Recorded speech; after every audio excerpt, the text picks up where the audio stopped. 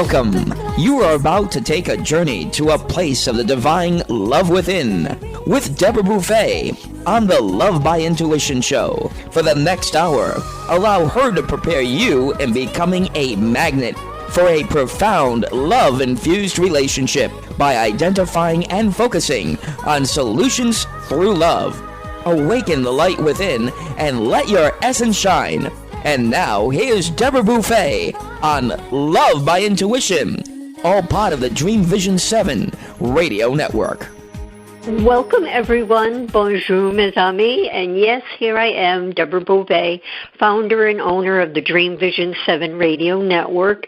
If you're tuning in for the first time, we are a Boston-based, full-producing internet radio station syndicated with so many others, whether it's podcast directories, tune in for another one, all the different podcast directories and platforms that we are on it, so you can listen to our station or tune into your favorite radio medium. We are really excited about our guest today. He is actually a host right on the Dream Vision 7 radio network, and he has written a number of books. We're going to be talking about quantum spirituality, science, Gnostic, mysticism, and connecting with source consciousness. And I'm speaking with Peter Canova. And the foreword is by James Redfield, author of the Celestine Prophecy. Now, Peter is a multi-award winning author, speaker, and inspirational visionary. His book, Pope Annalisa, has won 10 national and international book awards, and his series, the First Souls Trilogy, has captured 25 awards, including the Indie Next Generation Best Book Series. He has done an amazing job writing this book, and so we're going to be talking all about it. He's going to be explaining, but it is a fascinating book. And without further ado, Peter, come into the show and welcome. Well, thanks, Deborah. It's good to be with you. You know, I really appreciate all the work you've done with the network and, you know, the information you're getting out there. So I'm happy to be part of all that. Thank you. It's an honor to have you. I don't know if I've said that recently, but it is. It's an honor to have you. And so this book that you have written, as I've been thinking, it's a complex book. It's a book that you have to really sit and ponder here and there from chapter to chapter or section to section. And it's one thing to learn about Gnosticism Gnostic mysticism and the teachings, but to write this book, I think it's incredible that you have the ability to write this book, and so well written. So thank you for that. You can tell that your mind is from a higher consciousness. Yeah, thanks. I mean, it is. It's a very rewarding book, but it is a careful read because we're trying to tackle two maybe the most difficult subjects, which is arcane spiritual knowledge and quantum physics, which are both pretty deep subjects of study. And, of course, my task was to try and break this down and make these, concepts understandable to the reader. So hopefully I succeeded in doing that. Yes, yeah. So how did you become interested in Gnostic teachings? Well, back long ago and far away, when I was back in my 20s, I had a series of, I guess what you call very vivid psychic experiences, and I found out that I was a medical intuitive, and then after I started practicing on that, a lot of other things opened up to me. I became very successful at remote viewing and psychometry, which is touching objects and being able to read histories from the objects I touch. And this was really kind of surprising to me because, by background, I've been in business all my life. I've been a developer of, pretty much everything, residential, commercial, and so forth. And the last 20 years, we do, my brother and I have a company where we do luxury hotels. So, I wasn't exactly the profile of somebody who you think would be interested in these subjects, but because of this period of time that I went through, it absolutely changed my life. And I had certain things come to me. And being the Capricorn that I am, I wasn't just content to sit by and say, okay, these things are happening. I wanted to kind of understand the nuts and bolts behind them. So I started reading on spiritual traditions. But even then, at that point, I said, well, that's not quite enough. I'd like to understand it from another dimension. And then I started looking at quantum physics, because quantum physics is essentially about light and matter. And so is mystical wisdom. So they very closely overlap. And I was able to take these two disciplines, like an X and Y axis, and play them off of each other, the information off of each other, and see where the correlations were. Because then, you really, where there's smoke, there's fire. If you have people 2,000 years ago saying the same things that are being discovered in modern quantum physics today, well, you've got to think you're onto something. Right, for sure. So, let's have you do this. Walk through the basics of quantum history. Yeah, well, let me just say this. What does quantum spirituality mean? And it's really the book and the whole podcast and everything that's related to quantum spirituality. It's about answering fundamental questions and experiencing hidden realities. And ultimately, it's about understanding the nature of consciousness. So take life's greatest mysteries. How did we get here? What's our purpose? Is there a higher power? Is there life after death? And answering these questions involves four basic elements: faith, belief, knowledge, and revelation. So let's see how these things work. Let's say someone tells you, let's say you're a novice to the world, and somebody tells you that fire burns, and you can take it on faith from that person that that's correct. And you can also read that fire burns. So now you have faith and you have a certain kind of knowledge that fire burns, and this may become part of your belief system. But until you put your hands in the fire, you don't really know for sure that fire burns. Until you have direct experience of something, you can't really know its truth. So let's take the converse. If somebody told you that water burns, and you read that water burns, you could develop faith and a belief that water burns. But you put your hand in the water, you learn its truth, and it doesn't burn. So you see, faith, belief, and second-hand knowledge can be misleading, can be false. Only knowledge that's gained by direct experience of something reflects the truth. And it's this type of knowledge that can lead to the highest form of truth, which is revelation. So what my aspiration for this book in quantum spirituality is about creating a context for people to have their own revelations or direct extraordinary experiences with higher consciousness. That's the source power of creation and the answer to all the fundamental deep questions that we asked earlier. So it uses both wisdom and science, and now we can use these as sort of the arena in which to build our spiritual journey. So that's really what quantum spirituality is about, and that's really what my goals and aspirations for divulging this information to the public is all about. And you talk about how you can you like to blend the intellectual with actually the motion, the heart and mind together, and that's your goal, is for people to feel both of that. Correct? Yeah, sure. Because when you think about it for a second, mystical wisdom is really a kind of a heart-based, intuitive approach to understanding reality. Science or quantum physics is an objective approach to understanding the same things. And they're basically separate doors. The feeling and the intuition and the intellectual and the objective, they're basically just two different doors that can lead us to the same place. But the fact that we have two different doors, and two different disciplines in order to test our practice and our experience in, can really propel us along the way, as opposed to either using one or the other.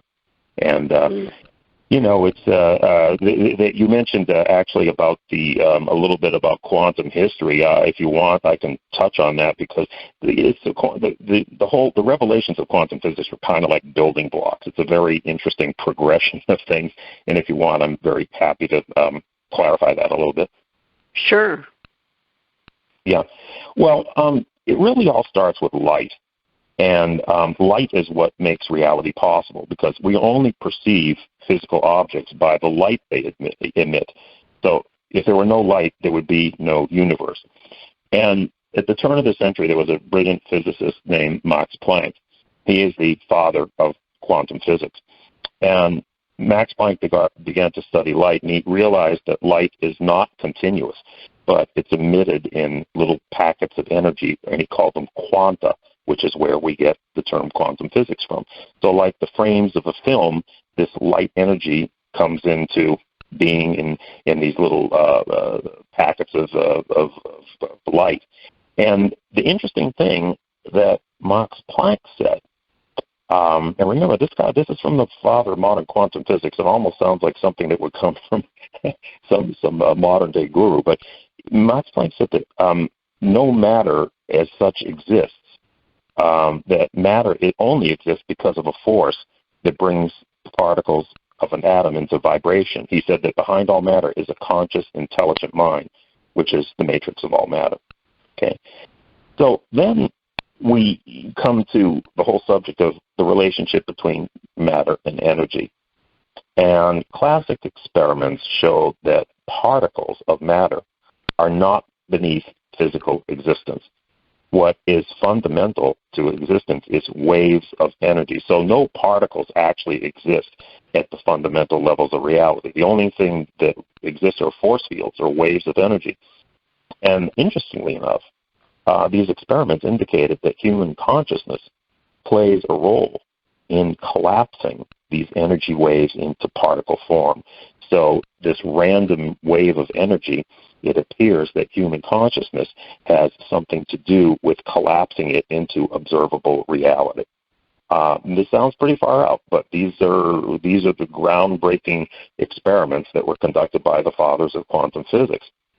And then you have Albert Einstein, who comes onto the scene, and he proves with E equals mc squared that matter is indeed a form of light energy. What we think of as solid matter at its core is a form of energy, and it resolves back into energy. That's kind of the basis of the atomic bomb and how they developed the nuclear bombs with this energy-matter equation.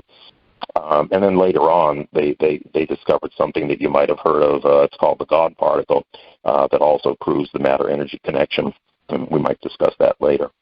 So anyway, really, to cap off this part of it, our apparently solid, visible world comes from unsolid, unseen energies that human consciousness appears to play some role in translating those energies into material particles.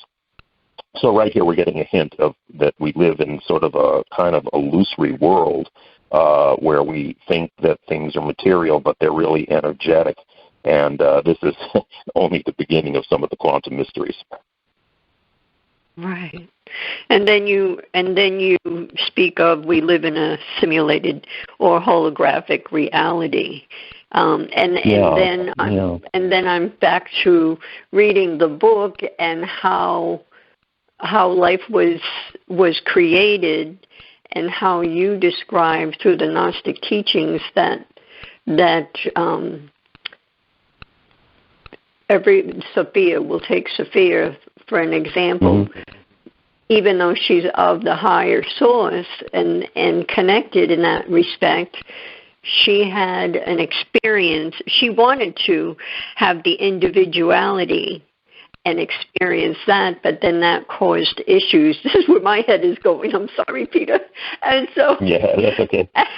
Well, let me get into the Gnostics, and you mentioned Sophia, which many listeners may not be aware of, and I'll explain what that's all about. But just to finish off your comment, the holographic universe. So back in 1982, a famous physicist showed that subatomic particles communicate with one another over infinite distances, in instantaneous communication. So that would be, let's say there's a version of Deborah on Earth and the version of Deborah on Mars, and I pinch the version of Deborah on Earth, and the version of Deborah on Mars says ouch at the same time. So there's a connection. There's a connection between these subatomic particles.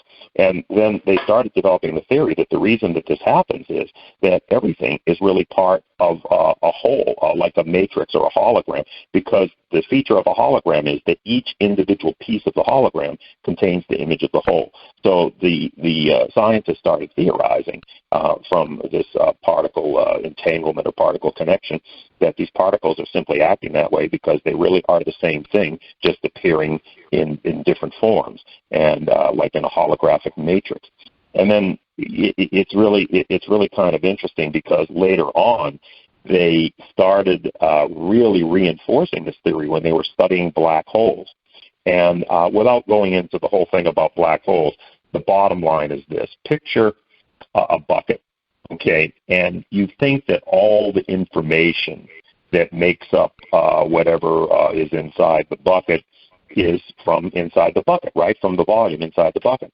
But what they started realizing from study of black holes is that the information that is in the bucket is not inside. It's actually on the skin. It's on the outside of the bucket, and it's in a two-dimensional form, and it's projected inward into the bucket in a three-dimensional form. So let's extrapolate that to the universe.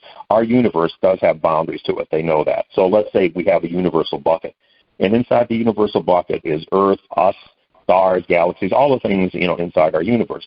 So you think that, okay, well, everything that we see and detect in the universe is, from something that arises within the universe. But what they're now starting to believe is that's not true, that the information that we perceive as three-dimensional reality inside the universe comes from somewhere outside, and it's projected in like a holographic movie. Now, I know this is very hard for people to wrap their heads around. It sounds very counterintuitive, but this is the direction that science is going in, and it's the exact same thing that the Gnostics and other mystics were telling us 3,000, 2,000, 3,000 years ago about the nature of our reality, that it's kind of like a simulated, think of the holodeck in Star Trek. The characters go to the holodeck and they experience these incredibly real experiences like they're part of it. Well, that seems to be what we're kind of enmeshed in. Mm-hmm.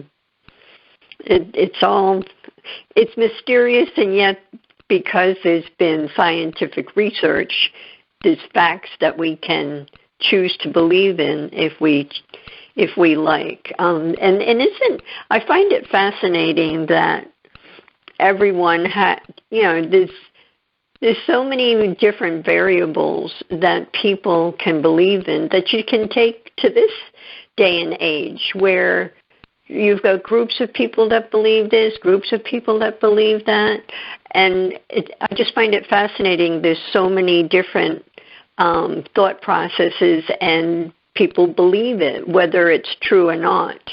How would you address that? Or where, is it? I'll be quiet. Go ahead. Yeah. Well, I mean, look, obviously, everybody, is individual, and they're going to have their own take on things, and they're going to have their own, belief systems. And all I can tell people is the information that I found, which incidentally not only comes from my study, but it comes from my personal experience. So everything that I've told you here, even though it sounds counterintuitive, and I know everyone's saying, well, hey, that doesn't jive with reality. I knock on wood and it's solid, and I see things and I feel things, and they don't look like electromagnetic projections. They look like pretty independently solid objects. But science is telling us exactly the opposite now. And the macroscopic world that we perceive is nothing like what the microscopic world from which it arises from. They almost seem like they're at odds with one another. There's sort of like a hidden aspect to reality that causes us to believe and think one way, but when we start to break things down, we see it's quite another way. And the only real way that people can come to their own versions of what the truth is through their own spiritual practice. So I have a section in my book where I talk about meditation and the principles of meditation and how people can use the information that they're getting from quantum physics and mysticism as a basis to use in their practice to realize their own truth. Because at the end of the day, I'm not asking people to believe me. In fact, when I get up on stage and I talk to people, one of the first things I say is, don't believe a damn thing I'm going to tell you. Because I want them to be their own prophets. I want them to prove the truth out to themselves. So I'm not saying don't listen to me, don't consider what I'm saying, but I'm saying you don't necessarily have to believe it until you try to put this information into practice in your on your own spiritual journey. So the only way that I can really see that we can unify all these different beliefs that you were talking about is if people take the time and the effort, because spiritual work is that. We have to put some work into it. For most of us, it just doesn't come with, fireworks and bells and whistles and a sudden revelation one day. We build up to that. And it does take the commitment, and it does take some work and effort.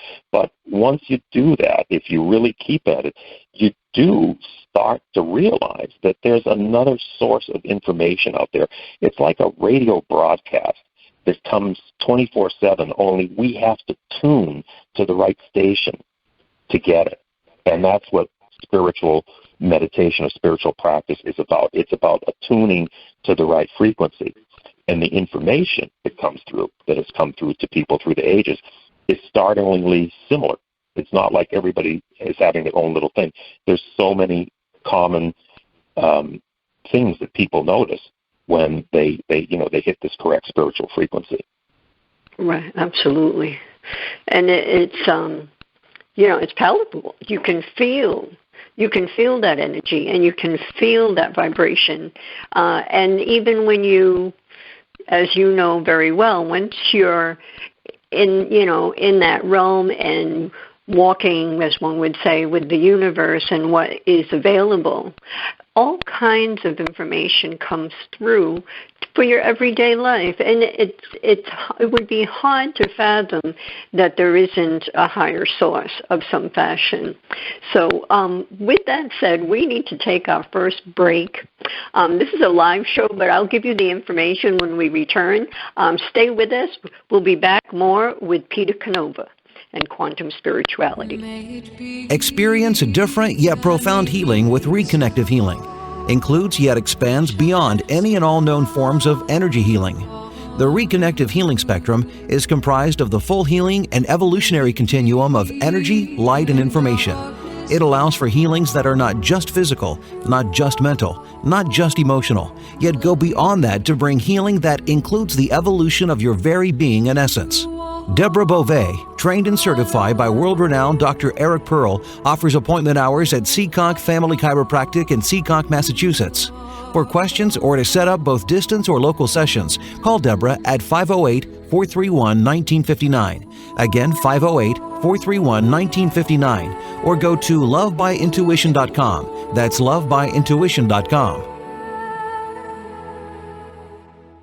Calling all authors. Have you been considering an audiobook? Well, look no further. Come take advantage of Dream Vision 7 Radio Network's unique in-house audiobook production, which includes benefits and bonuses from our radio station. Let our knowledgeable staff guide you to create the audiobook you've always dreamed of without breaking the bank. Check out our full one-stop service from A to Z, including the ACX process. Schedule a free consultation by calling 508-226-1723. That's 508-226-1723. Or go to dreamvision7radio.com.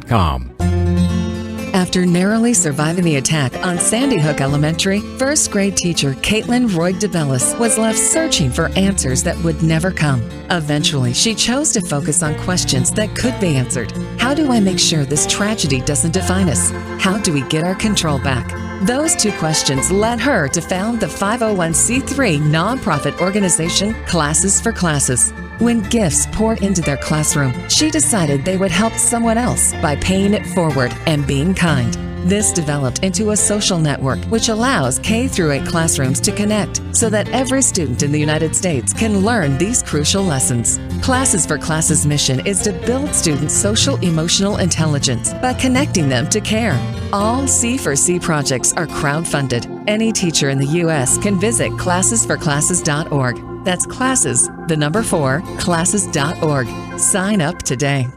Delight your kids with an enchanting journey by reading the Paper Doll Kids children's book by Deborah Beauvais and Janine Sullivan. There's even a catchy tune, Kids for Love Song, produced by Bob Sherwood and sung by kids just like yours. The story weaves around 7 paper dolls flying around the world doing good deeds as they bring important attention to our endangered animal friends. There's even a magical ring with a universal message. Kids become interested in service projects, action through compassion, and planting seeds that nurture positive change. The Paper Doll Kids and Kids for Love Song are a production of the Kids for Love Project. Get the book now on Amazon Kindle and the song on CD Baby or iTunes.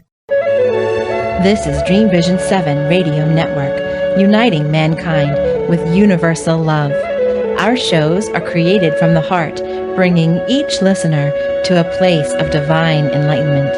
Breathe, relax, and enjoy. Let life flow. For anyone that would like to call in and talk with Peter or have a comment or a question, feel free. Bob is in the house, and he'll answer your call and put you right through. Our toll-free number is 833-220-1200, 833-220-1200. And we are with Peter Canova. He is an author of a number of books, and we are discussing quantum spirituality, science, Gnostic mysticism, and connecting with source consciousness. You can find the book just about anywhere. We actually have the book as Dream Vision 7 Book of the Month for April, so you could possibly win one. But I think it's important for everyone to have a copy of their own so that they can read and process and just see what resonates with you. It all, when you look at it, Peter, it's it really follows, as you said earlier, the stories of other religions and other beliefs. It follows that quite similar. They're quite similar. Yet there's a lot of information that was buried or destroyed, which it feeds into the whole mystery of not knowing what we want to know. I don't know if you want to get into that right now. No, sure. There's a reason for the similarity. Yeah.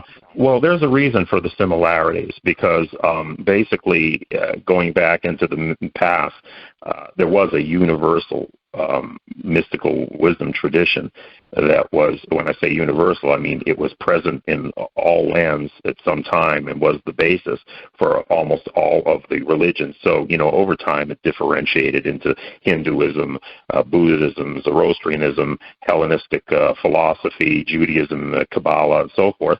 But they all stemmed from one common ancestor. And the interesting thing about the Gnostics, because we've mentioned them several times, it's probably time to clarify who they are.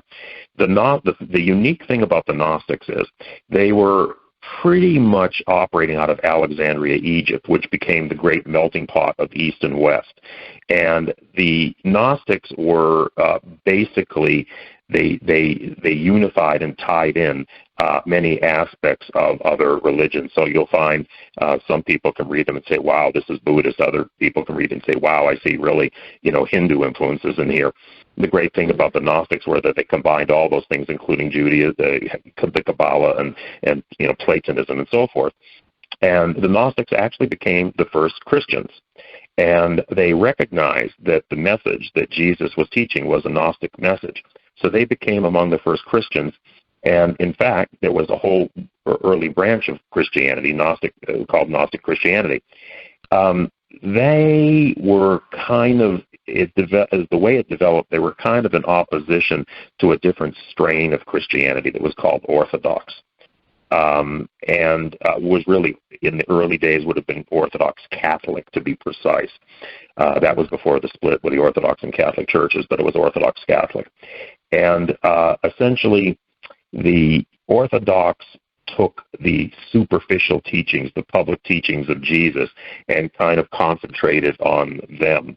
So the Gnostics, however, were privy to the secret teachings of Jesus, and we know that Jesus definitely had secret teachings. It says so right in the Bible that unto the masses he spoke in parables, but unto the disciples he gave the mysteries of the kingdom of heaven. We have documentation from different church fathers that Jesus had a secret mystical tradition, and this is pretty much certain that that was the Gnostic tradition that he was teaching. The Orthodox under the Roman Empire became dominant, and they got very fanatical and felt the need to suppress any competitive views of Christianity, and essentially over a period of centuries, they literally destroyed the Gnostics. First, they cast the Gnostics out of the churches, then they proceeded to burn their writings and then physically eradicate them. And that process actually continued right up until the Middle Ages. The last great Gnostic church were the Cathars in southern France. Most of France in southern France in those days were Gnostic. And the Pope and the French king basically fell into league with one another, and they literally eradicated the Gnostics. So that was the what was lost there, and all this mystical wisdom that we're talking about that is so in tune with modern quantum science, that was suppressed and lost for centuries until they discovered the hidden Gnostic Gospels in the desert sands of Egypt in 1945. Mm. Do you feel there are still documents and information out there that is buried or hidden, separate from the... I have no doubt about it. Yeah. Which could be the Gnostic or otherwise. No, I believe that, in Egypt, in the Middle East, all over, there are probably things that will eventually be discovered in the future. That will be very, very enlightening, and just be further indication that there was a concerted movement to eradicate spiritual wisdom and replace it with a kind of dogmatic, hierarchical religion. But you can see the traces even today in the three Abrahamic religions, because the Kabbalah was the mystic wisdom of Judaism, Gnosticism was the mystic wisdom of Christianity, and the Sufis, or the Ismailis, were the mystic wisdom of Islam. Now, the Sufis and the Kabbalah still kind of exist today. They weren't quite as destroyed as the Gnostics were, but essentially these three traditions had more in common with one another than they had in their outer religions. But you can, if you scratch the surface, beyond the surface of most of these religions, you can sort of start to see the mystical core, that they derive from. Mm-hmm. And how they've evolved to today, which is unfortunate. It's just so I'm not able to articulate what all of this in a proper way. But I'm amazed at how you're able to. So your mind is really amazing. Thank you for sharing that about what we lost. And I think that there's, would you say there's quite a high percentage of people searching and researching, trying to find all this information through different artifacts or drawings from back in the day to pull it together? Because I think that any information that we can grasp can only help our personal lives to flourish and live from a place of love and unity.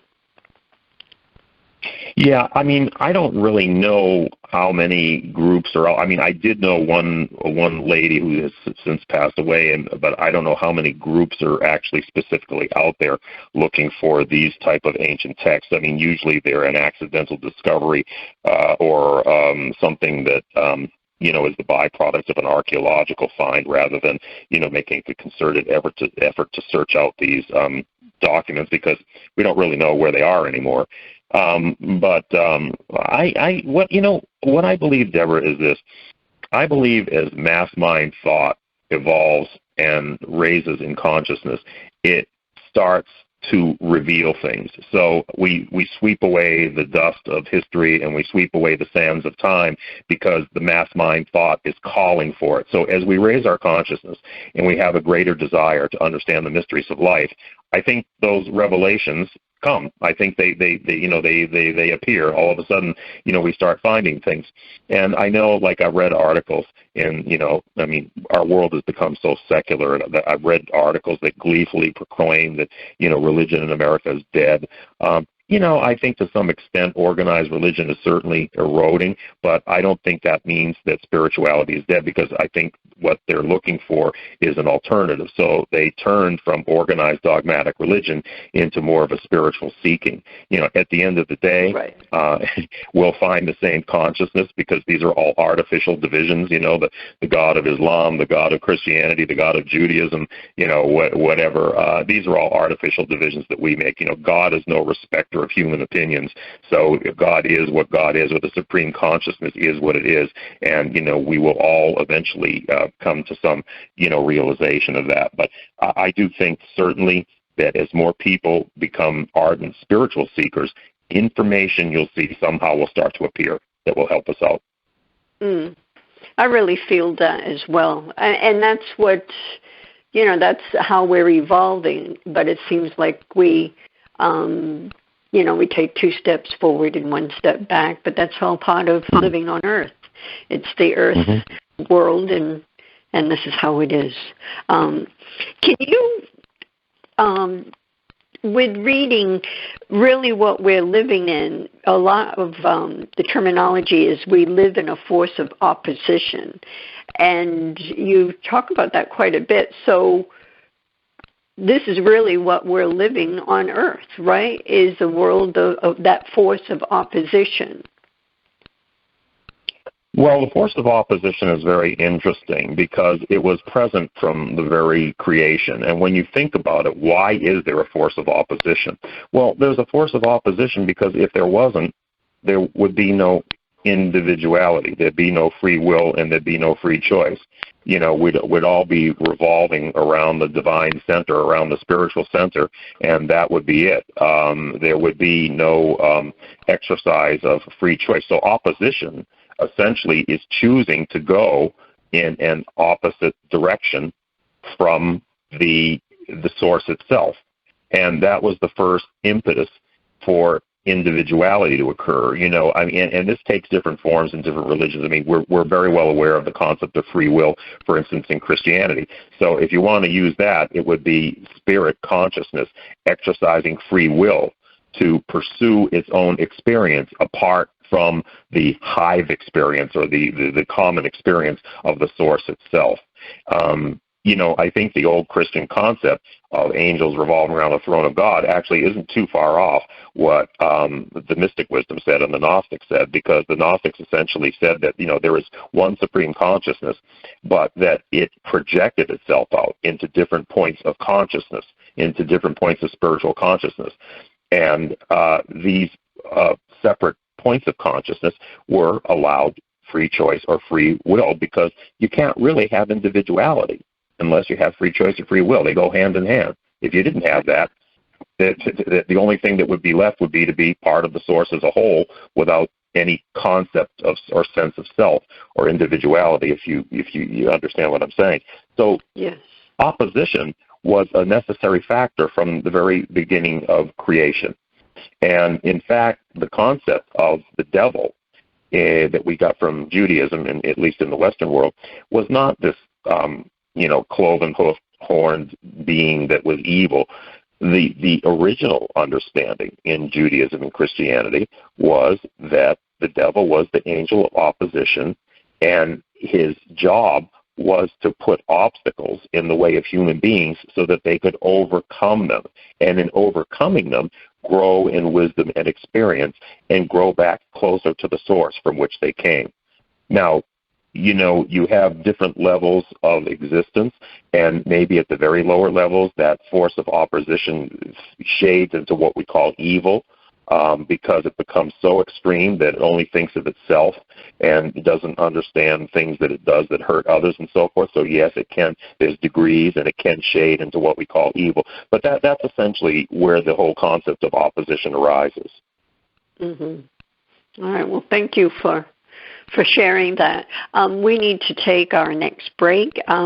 Everyone, if you would like to get in touch with Peter, you can go on his site, which is popeannalisa.com. It's POPEANNALISA.com. Peter actually has won prestigious awards, including the Nautilus Gold Award for Visionary Fiction, formerly bestowed on such authors as Eckhart Tolle, Deepak, and the Dalai Lama. So it's really, I think, important to check out his work and read it and see what you feel and what you like. So anyway, we're going for a break. We'll be back in a moment. We'll give that contact information out again. And stay with us. Take a journey to a place of the divine love within with Deborah Beauvais on the Love by Intuition Show, Monday through Friday at 6 p.m. and 6 a.m. Eastern. Our message is love in the purest form. The light within us all is a guide to recall our beginning, to learn to love self and humankind, and to feel the higher power of our own divinity. To attract love, one needs to be love. Come join us and step into this glorious vibration called love.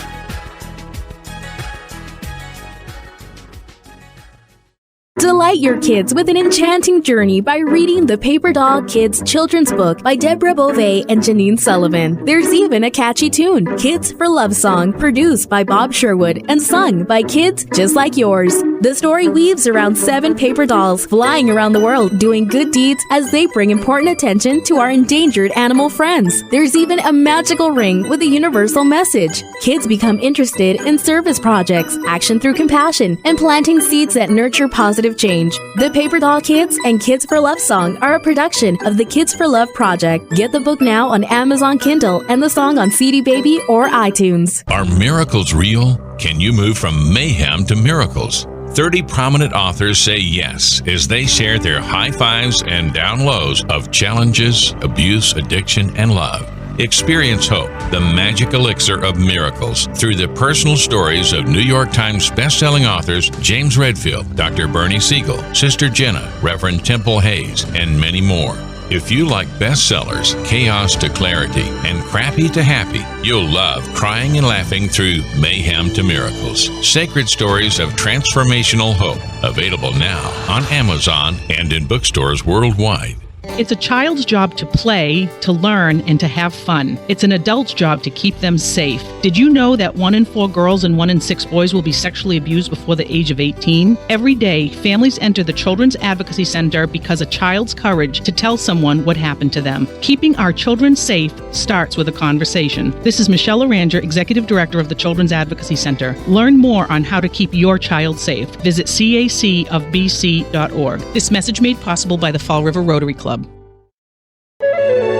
This is Dream Vision 7 Radio Network, uniting mankind with universal love. Our shows are created from the heart, bringing each listener to a place of divine enlightenment. Breathe, relax, and enjoy. Let life flow. And we are back. I mentioned Pope Annalisa, and that's actually because this novel that Peter has written, Pope Annalisa, is the first book in a trilogy called The First Souls, and it's a spiritual thriller about an African nun who becomes the first female pope. So check that out. Again, it's popeannalisa.com. You can also get in touch with his PR agent at Steve Allen Media, media@steveallen.net. And you can listen, and please tune in and listen to his show on Dream Vision 7 Radio Network. It is every Tuesday, 10 a.m. and 10 p.m. Eastern Time. He has a video show, so at times it's live, and the special effects are just phenomenal. So check that out, and you can go right on his page and learn more. Just go on dreamvision7radio.com and click on Quantum Spirituality with Peter Canova. Is there any other links or something that you would like to share, Peter? Yeah, thanks for asking. You can go to petercanova.com, petercanova.com, and that's a site that is broader than Pope Annalisa, which is really dedicated to that book and the First Souls Trilogy. At petercanova.com, you can learn more about my work and more about actually quantum spirituality. As far as getting the book, you can go to Amazon, Barnes & Noble, any of the typical outlets online and order the book. When it came out, interestingly enough, we had a little glitch on the printed version that left out the foreword by James Redfield, who was one of the best-selling authors of all time. But the Kindle version went out correctly, and it became an instant Amazon bestseller. I'm happy to say that they've corrected the printed version, and it's now available for sale. So please check that out. And if you like it, it always helps us authors, to have a nice review on Amazon. But please visit the petercanova.com website also. Good. Thank you. So with this last 14 minutes that are going to fly by, what is important to you to get out there about the book or to share with the listeners?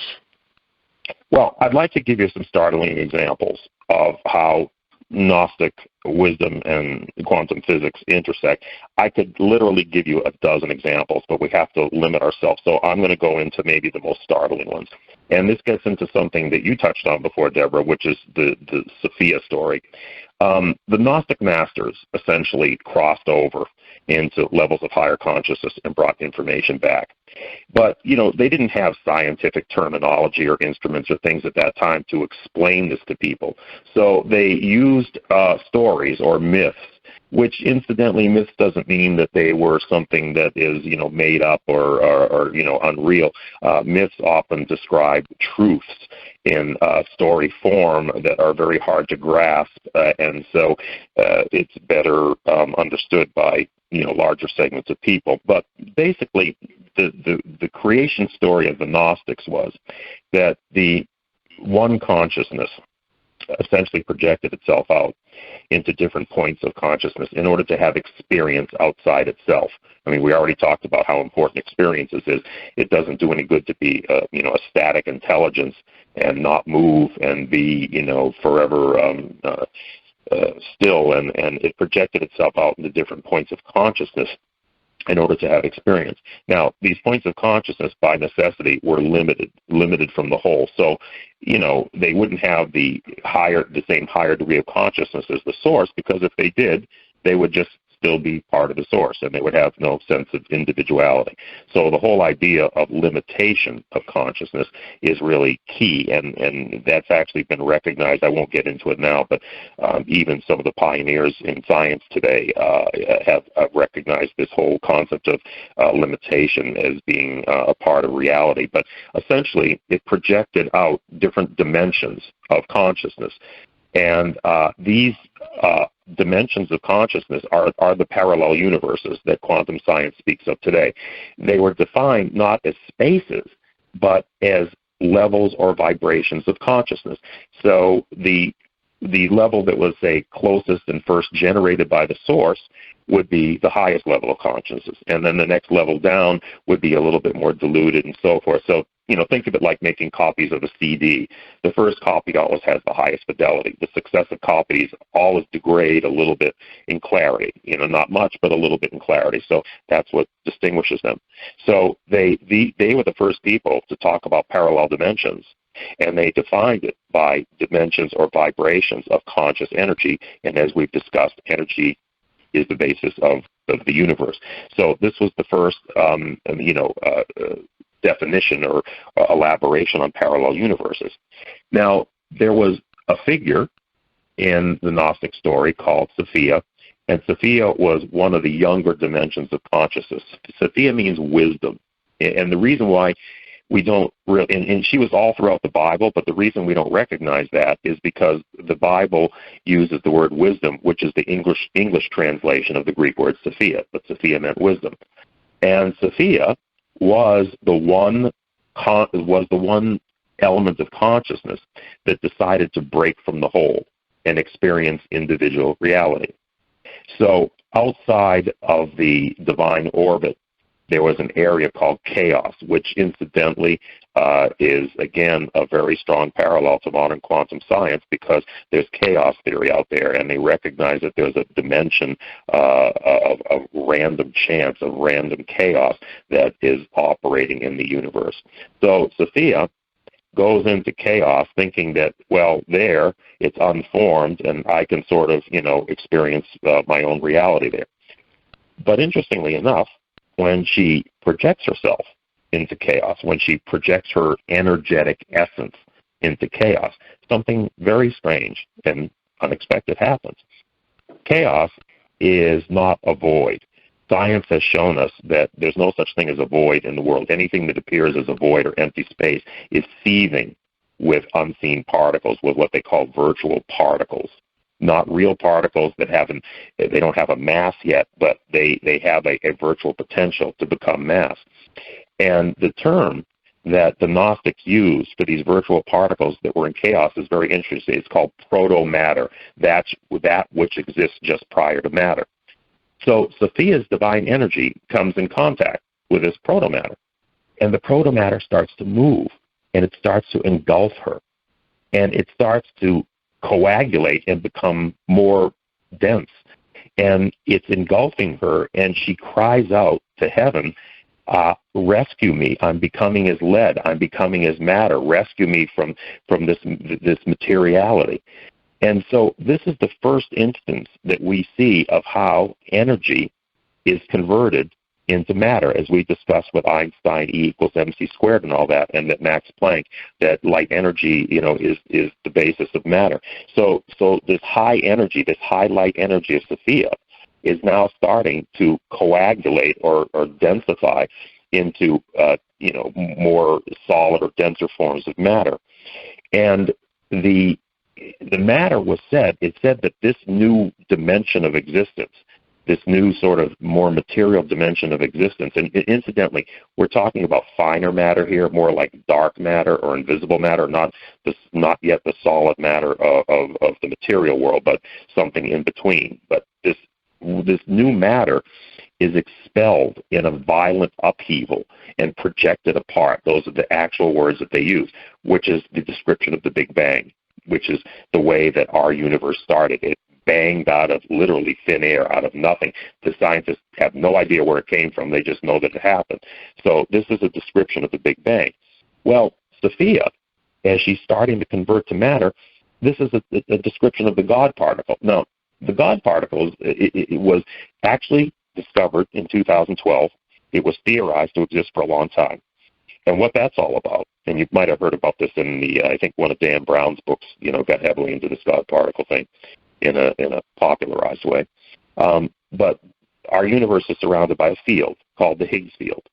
And in the Higgs field are these things called Higgs bosons. Energy comes into our universe, and we don't know where it comes from. Scientists know how to manipulate energy, but they have no idea what it is, and they have no idea where it comes from. So energy comes from some source into our universe. And the Higgs bosons attach themselves to these energy streams. And these energy streams start to slow down. They start to densify.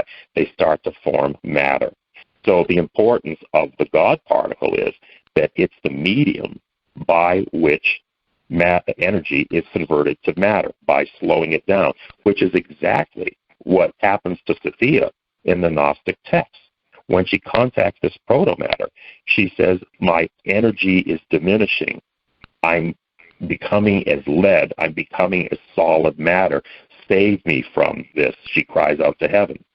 So this is one, it kind of raises the hackles on my arm when I think of how accurate a description 2,000 or 3,000 years ago the Gnostics were using to describe the action of the God particle. So those are three instances where the Gnostic texts overlap with modern quantum science. Yeah. Wow. So we only have a couple of minutes, and thank you so much for sharing that information. Well, how do you see the world today from your perspective? It's uneven. I mean, there's we go, a step forward, we take a couple steps back, but I completely believe that the ultimate destiny of humanity is an evolution to a higher consciousness. and that I believe that we are kind of like the fingers of God touching the face of this earth, and our task is to spiritualize the material and bring the experience of material back to spirit. And that one day, I do believe there's a merging of the energetic and the physical worlds to the point where we can do what we probably did when we first came into this earth as souls, which is go back and forth, in and out of bodies, in and out of physicality, back to the energetic dimension, and cross over. And I think that's my own personal view of the ultimate destiny of humanity, because we really are the bridge between spirit and matter. You may have heard that, we're spirit seeking a material experience, not material beings seeking a spiritual experience, and I firmly believe that. Yeah, I'm with you on that. I agree with all that. That I can see that happening. I just trust that we don't annihilate ourselves before that happens, and I'd love to see part of that unfolding in my lifetime. So we'll have to see, Peter, how things unfold as we go step by step. Yeah. Yeah, well, as each of us grows and learns, we make the world a little bit of a better place. So, let's see how that all works out. The only thing that I can say is that, we hear a lot about tolerance and inclusion now, but a lot of people that speak that are the least tolerant and the least inclusive. And I see a dangerous trend, for instance, in the universities where there is no more free speech. There's only, one single way of thinking, and it's, you get into political correctness and cancel culture. These things are unhealthy because the world exists on debate. The world exists on a free exchange of ideas. And as long as we go back to what this country was founded on, which is a free exchange of ideas, because it's okay to disagree. You don't have to destroy your opponent or cancel their lives out because, you disagree with them. If we recognize that we go back to our traditional values, I think we'll be okay. Yes. Thank you. Thank you for coming on the show. Thank you for your insight. Thank you for your wisdom. And, you're a bright star. That's how I would describe you, just a bright star. So everyone out there, buy the book, Quantum Spirituality, Science, Gnostic Mysticism, and Connecting with Your Source Consciousness by Peter Canova, petercanova.com. Until the next time we come together in unity, au revoir. Are you seeking a clearer path to love? Then tune in to the Love by Intuition show next week. All designed to your highest good. To contact Deborah Beauvais, owner of Empowered Connections, call her at 508-226-1723. That's 508-226-1723. Or link on to lovebyintuition.com. Remember, we are all one, and we are all part of the miracle of love. This is Dream Vision 7 Radio Network, uniting mankind with universal love. Our shows are created from the heart, bringing each listener to a place of divine enlightenment. Breathe, relax, and enjoy. Let life flow.